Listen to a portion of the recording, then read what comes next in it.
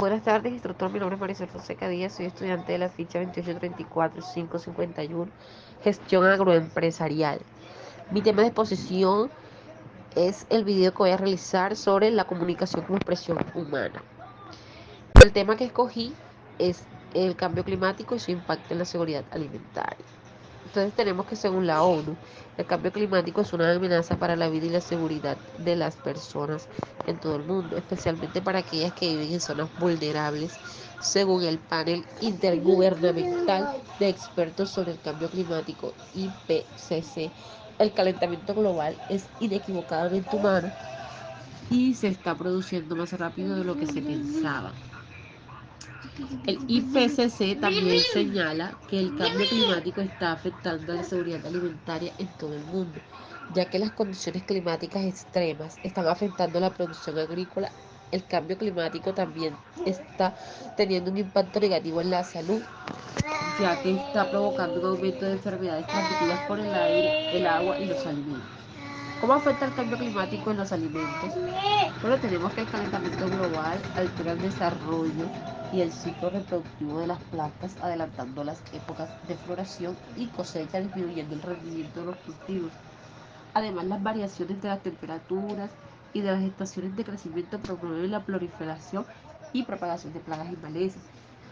Pero también tenemos que mirar qué tienen que ver los alimentos con el cambio climático. Entonces, decimos que tanto lo que comemos como la forma de producir los alimentos repercuten en nuestra salud y también en el medio ambiente, porque los alimentos pasan por diferentes etapas, ya que se deben primero producirse, procesarse, transportarse, distribuirse, prepararse, consumirse, pero muchas veces también es necesario eliminarlos. ¿Por qué eliminarlos? Pues porque en cada una de estas etapas se producen gases de efecto invernadero que atrapan el calor del sol, contribuyendo al cambio climático. Más de un tercio de todas las emisiones de gases de efecto invernadero producidas por el hombre se relacionan con los alimentos. Entonces podemos argumentar o podemos decir que la seguridad alimentaria se verá cada vez más afectada por el cambio climático futuro a través de la disminución del rendimiento agrícola, especialmente en los trópicos, con el aumento de los precios, la reducción de la calidad de los nutrientes y las interrupciones en la cadena de suministros. Por ejemplo, un factor importante en el proceso de adaptación es determinar los factores concretos del cambio climático en la agricultura y la producción de alimentos. Las diversas técnicas nucleares permiten saber más acerca de los efectos del cambio climático y de la manera de combatirlo. ¿Qué pasa, entre otras cosas, para controlar la erosión del suelo y la degradación de la tierra y para mejorar la fertilización del suelo y la eficiencia en el suelo del agua? Tenemos que el metano producido por el proceso digestivo del ganado bovino, el óxido nitroso proviene del uso de fertilizantes en la producción de los cultivos, el dióxido de carbono causado por la tala de árboles para la expansión de los terrenos de labranza y otras emisiones en la agricultura causadas por el aprovechamiento del estiércol. Entonces, el cultivo de arroz, la quema de los residuos del cultivo y el uso de combustibles en las granjas son una parte mucho más pequeña de estas emisiones de efecto invernadero causadas por los alimentos que provienen de la propia refrigeración, transporte de los alimentos, los procesos industriales como los destinados a la producción de papel y aluminio para el envasado, la gestión de los desechos de alimentos. Entonces podemos decir que, o podemos mirar a ver qué clase de alimentos producen las mayores emisiones de gases de efecto invernadero, como para tener en cuenta. Entonces tenemos que los alimentos de origen animal, especialmente la carne roja, los productos lácteos y los crustáceos, su piscifactoría se asocian habitualmente con las mayores tasas de emisiones de gases de efecto invernadero, debido a que la producción de carne requiere a menudo extensos pastizales que se crean normalmente mediante la tala de árboles. Eso es algo pues normal que sucede a cada rato. Entonces esto lo que hace es que libera el dióxido de carbono y este se almacena en sus bosques. Entonces el ganado bovino y ovino emiten metano cuando dirigen la hierba y las plantas de las que ellos se alimentan.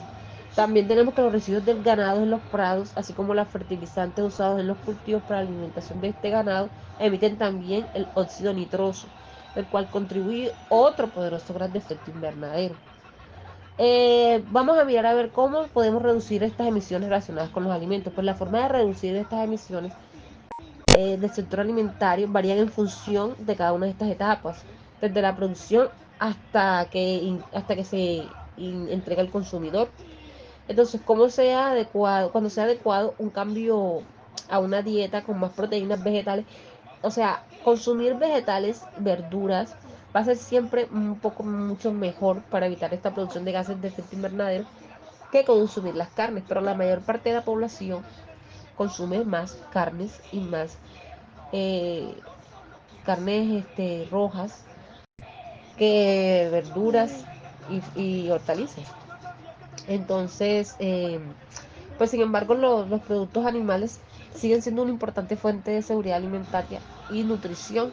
Entonces, y el medio de vida de un gran número de la población, como lo decía, que la gente consume mucho más lo que son las carnes que lo que son las frutas y verduras y hortalizas. Entonces, dice que la mejora de la alimentación para reducir el metano generado durante la digestión del ganado, así como la cantidad de gases liberados para la descomposición del estiércol. Pues de la misma manera, un rebaño de menor tamaño, con menos animales y más productivos, también puede ayudar. Es decir, para que grandes cantidades grandes cantidades de ganado o de rebaños de animales, si con pocos animales podemos tener también las mismas producciones, pero vamos a bajar un poco lo que es la tasa de crecimiento del efecto invernadero. Entonces tenemos que las mejores prácticas agrícolas, como el uso de fertilizantes mejorados, la rotación de pastos para mantener un suelo sano que almacene carbono, así como la restauración de las tierras degradadas, pueden ayudar a reducir significativamente las emisiones de gases del efecto invernadero. Al mismo tiempo, la clave está en encontrar que la reducción de estos desechos de alimentos, lo que botamos en la cocina, puede ser reutilizado para la creación de materia orgánica, como pueden ser abono y esto que sirve para nutrir nuestras plantas.